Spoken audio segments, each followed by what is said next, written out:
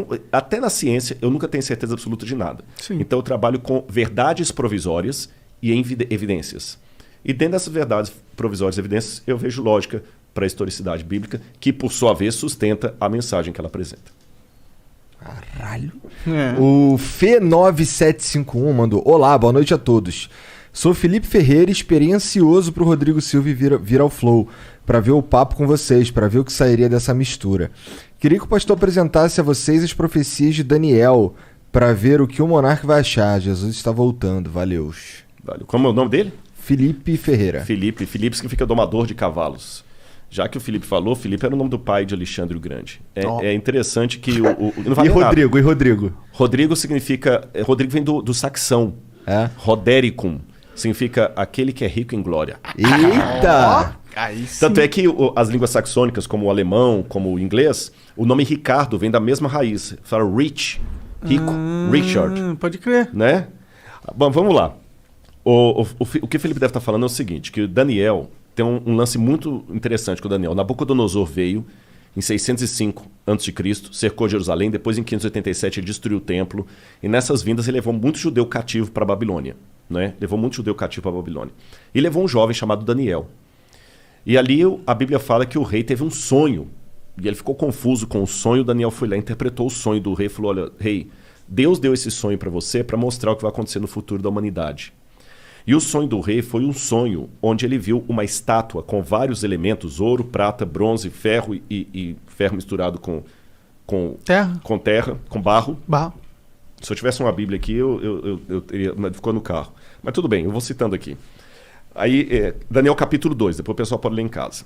E ele falou assim, o rei falou, foi isso que eu sonhei. Ele falou, pois é, rei, agora eu vou te revelar o sonho. A cabeça de ouro é o teu reino. E o seu reino vai passar. Vai vir um outro reino, que Daniel vai revelar no capítulo 7, chamado Medo-Pérsia, que vai dominar depois o seu. Depois vai vir um outro reino, chamado Grécia. Isso está no capítulo 7. Depois da Grécia vai vir um outro reino. Mas não está na Bíblia assim nominalmente, tá? A Grécia, a Medo-Pérsia e a Babilônia estão. Só dali para diante que não está. Tá. Estão as características. Aí vira uma... Porque o livro da Mas já existia naquela época esses países? Não, 606 a.C. é só a Babilônia. Tinha a Pérsia, mas a Pérsia era um trocinho desse tamanho. Entendi. Você está entendendo? E a Grécia tinha lá no Peloponeso, aquele monte de ilhas lá, nada, né? E o detalhe, um parênteses aqui, que isso aconteceu no capítulo 2 de Daniel. Mas depois no capítulo 7, Deus dá uma visão ao profeta Daniel com essa mesma história, mas com mais detalhes. E depois no capítulo 8, com mais detalhes. Daniel vê monstros, bichos, e Deus vai explicando. Por que Deus fez aquilo? É a maneira de entender, parábola, não é? E Deus vai dando detalhes. Aí Deus fala o seguinte, como são as características? Eu estou pegando igual Daniel 2 e 7. A Babilônia vai passar, o reino que virá da Medo-Pérsia, ele será forte por um lado e fraco por outro. Ele terá duas forças. E realmente foi a junção da Média e da Pérsia, Dario e Ciro, que destruíram a Babilônia. Quando fala da Grécia, fala da Grécia de um único rei que ia dominar o mundo, mas ele mesmo se autodestruiria. E quando ele se autodestruísse, na sua força quebrou-se-lhe o poder, 4 reis iam surgir dele. Aí quando você chega no período aí você tem então 606 a.C. a Babilônia. Em 538 a.C. vem a Medo-Pérsia e destrói a Babilônia, igual Daniel falou. Em 331 a.C., Daniel já tinha virado farinha, vem o filho de Filipe, Alexandre o Grande, da Macedônia, e começa a fazer as conquistas gregas. Igual a profecia falou. Entendi. E Alexandre o Grande, ele só ia conquistando e não voltava, conquistando e não voltava. E como é que Alexandre morreu? Ele se autodestruiu praticamente, porque ele morreu em 323 a.C., com 33 anos de idade. Aí tem algumas versões, alguns acham que ele contraiu febre tifoide na Índia, outros acham que ele resolveu beber uma taça de vinho para cada ano da vida dele. Eu sei que na sua força ele se quebrou. O reino de Alexandre não foi dominado externamente por ninguém, ele mesmo morreu. E ele não deixou descendente, porque ele tinha um filho com Roxane que foi morto. E aí, o que aconteceu depois da morte de Alexandre? Lembra a profecia? Depois que esse rei se quebrar, vão vir 4 no lugar dele repartindo o reino. O reino de Alexandre é repartido entre seus 4 generais. Cassandro, Seleuco, Lisímaco e Ptolomeu. Igualzinho a profecia falou, e Daniel já tinha virado farinha aí. Daniel é 606, estou falando em 331 a.C., traz para frente. Aí falou que depois que esses 4 divisão se sugeria, aí viria um reino que dominaria todo mundo com mão de ferro. E ele duraria muito tempo. E vai falando das perversidades. Aí quando você pega quem substituiu ali depois dos 4 Diódoros de Alexandre, Roma. E fala detalhe por detalhe de Roma. Aí quando fala dos pés em ferro com barro, fala o seguinte: esse último reino será o último reino da Terra. Ele não será um reino mundial como os anteriores. Assim como ele tinha uma parte em ferro e uma parte em barro, esse reino será um reino dividido entre nações, onde ele terá, por um lado, a força do ferro, por outro lado, a fraqueza do barro. Durante muito tempo, essas nações tentarão se unir por acordos, contratos e casamentos. Mas assim como o ferro não se mistura com o barro, eles não se unirão. Aí quando você continua estudando a história geral, o que acontece em 476 d.C.? Cai o Império Ocidental Romano. E ele é dividido entre as tribos bárbaras que atacaram Roma e que viraram os países da Europa Ocidental hoje. Que durante toda a história da Europa ficou fazendo o quê? Tentando se unir. Através de casamento, por exemplo. Dom Pedro I era filho de Carlota Joaquina. A esposa dele era princesa da Áustria. Tá certo? A Rainha Vitória chegou a ser chamada de vovó da Europa, porque ela tinha parente em todo lado. Lembra que o que casou com a Elizabeth agora, ele era de sangue alemão e estava na Grécia. A Europa toda tem parentes e eles não conseguiram unir a Europa. O que Napoleão tentou? O que Carlos Magno tentou fazer? Unir a Europa, e não conseguiu. O que Napoleão tentou fazer? Unir a Europa, não conseguiu. O que Adolf Hitler tentou fazer? Unir a Europa, e não conseguiu. Mercado como europeu, unir a Europa, e não conseguiu. Agora o Brexit. A Europa pensou que rachou de novo. E a profecia falou que esse reino seria um reino dividido até o fim, quando então virá uma pedra do céu, que é a volta de Jesus. Eu dei um panorama assim rápido, sabe? Então acaba com o cometa. Aí é um símbolo da volta. Não é um asteroide. Fala que é uma pedra como se fosse tirada uma montanha. É um símbolo da intervenção divina na história. Entendi. Nos dias desses reis. Então, cara, é muita coisa coincidindo assim, que você vai assim, mas aconteceu ao pé da letra. Isso é só um exemplo. A Bíblia está lotada de profecias. Não são profecias como música de Roberto Carlos quando você está na fossa. Qualquer uma conta a sua história. Você entendeu? Não tem música assim. Qualquer uma conta a sua história. Você tá lá, tomou um pontapé no traseiro da menina, parece que a música foi feita para você. Sim, histórias que são arquétipas. Não é o caso. Isso aqui é... Histórias que se repetem na humanidade. É muito legal. E eu vou fechar essa resposta aqui, que foi só uma pincelada que eu dei, né? Durante muito tempo, muitos pensavam que tudo de Daniel era um mito. Por exemplo, se você conversasse com um cético no século XVII, XVIII, até o início do século XIX, ele dizia assim... Daniel não foi o cara que leu umas paradas que foram escritas na parede com sangue? Foi o Belsazar, que era o rei da Babilônia. Eu vou falar dele na arqueologia. Olha que interessante. Segura que eu vou falar dele. Um cético até por volta de 1820 ia falar com você assim: livro de Daniel é todo mito, bobagem, nada disso aconteceu, porque a arqueologia não existiu Babilônia.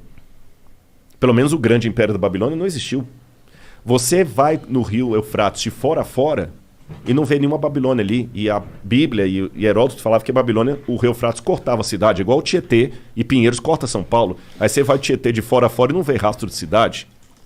Até que em 1899, um pouco antes, a Layard começou a explorar algumas coisas e ele conseguiu encontrar tijolos com escrita estranha, que foram decifradas e descobriram o nome de Nabucodonosor.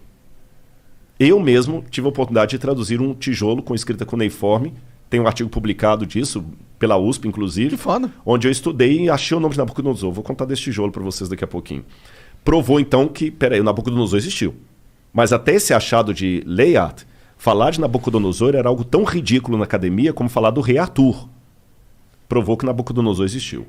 Em 1898, 14 anos depois disso, Robert Coldray, um arqueólogo alemão, descobriu na colina de Hilá a Babilônia. E o rio Eufrates estava desviado, por isso que ele não passava dentro da cidade. Entendi. Então já provou, Nabucodonosor existiu, a Bíblia estava certa, a Babilônia também existiu. Aí, depois descobriram, quando decifraram a escrita cuneiforme, o neo-acadiano, a lista dos reis da Babilônia. Aí veio o Belsazar. Porque, segundo a Bíblia, o rei que estava no poder quando os medo-persas atacaram a cidade, o rei da escrita na parede lá que você falou, chamava-se Belsazar. Só que quando você pegava a lista dos reis da Babilônia, o último rei era Nabonido. Então, peraí. Agora nós temos um problema arqueológico. A lista oficial da Babilônia, quando colocava os reis inteiros, o último foi Nabonido, não teve nenhum depois dele. E a Bíblia fala que o último rei era Belsazar. Aí muitos críticos falaram, tá vendo? A arqueologia desmente a Bíblia. Até que William Talbot estava trabalhando nos porões do Museu Britânico e ele descobriu um tablete que foi traduzindo as orações de Nabonido, as crônicas de Nabonido. E lá nas orações de Nabonido, ele pedia aos deuses, ao deus Marduk, que protegesse o seu filho primogênito, Bel-Uru-Achar, que é Belsazar. Aí o Talbot, pô, caraca, bicho, o Belsazar da Bíblia existiu. Mas mesmo assim os críticos falaram, calma, isso não prova que a Bíblia está correta, porque a Bíblia coloca Belsazar como o rei da Babilônia. A única coisa que a arqueologia provou é que existiu um filho do rei chamado Belsazar. Só que mais tarde descobriram outro pedaço de tablete. Quando eu falo tablete cuneiforme, é aquelas pedacinhos de argila com escrita. Sim. Aí trazia o que aconteceu. O Nabonido não ficava em Babilônia a maior parte do tempo, ele ficava no oásis de Teimá. E quando os medo-persas atacaram a cidade, ele estava em Teimá, ele voltou desesperado com o exército dele, mas foi interceptado. E quem estava na cidade? Ali diz que estava o filho dele, Bel-Uru-Achar, que assumia o trono na ausência do pai.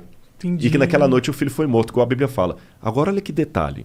Quando você vai no livro de Daniel, no capítulo 5, que conta essa história, o rei no desespero, quando ele vê a escrita na parede lá, que é a sentença de morte dele, ele chama os sábios da Babilônia para decifrarem, inclusive o Daniel, o profeta. Uhum. E ele fala com Daniel assim, Daniel, se você decifrar a parede, eu farei de você o terceiro no meu reino. Está assim na Bíblia, farei de você o terceiro no meu reino. Agora faz sentido por que a Bíblia diz que ele prometeu o terceiro lugar. É porque ele mesmo é o segundo. É o segundo. Cara, então você vai pegando esses detalhes, é incrível, incrível. E quando eu traduzi, por exemplo, esse tijolo, que hoje está no Museu do NASP, eu sou o curador de um museu de arqueologia lá, Da hora. e eu fiz a datação com a USP, a gente datou o tijolo por termoluminescência. Porque eu fiz primeiro a tradução do acadiano, e eu achei o nome de Nabucodonosor e do pai dele, Nabopolassar. Eu traduzi a publicação, publiquei a tradução, e depois no IPEM, a gente foi fazer a datação ali com o Casimiro Munita. É aquele negócio, a gente cruza dados, contas. Eu não sou da área da química, mas aí a gente faz pares e publica artigo científico junto. Ah. Aí, quando fizemos a datação, a data da USP de termoluminescência deu 300 anos antes de Cristo para o tijolo, que eu traduzi. Da hora. Mas não foi da hora, sabe por quê? Não, porque Daniel era de 600 e pouco. 600. Eu tô com um hiato de 300 anos aí. Entendi. Aí eu, quebrando a cabeça, o Casimiro falou, não, Rodrigo, calma, não fica desesperado, não. Aí é a hora do cara explicar a área dele, que você não conhece. Aí o Casimiro me explicou assim, doutor Casimiro Munita, do IPEM. Ele falou assim, Rodrigo, a gente consegue, pela termoluminescência, datar a última queima da cerâmica. Então essa cerâmica pode ter 2.000 anos. Mas se ela sofreu um incêndio 300 anos atrás, ela vai dar que tem 300 anos. Entendi. Porque eu tô datando a queima dela e não a primeira queima. Uhum. Se você coincidir de ela não ter passado por nenhum incêndio, você vai estar datando o dia que ela foi levada ao forno. Uhum. Mas se ela teve um incêndio depois disso, zera. Eu falei, então bingo. Ele falou, não tem nada na história que mostre.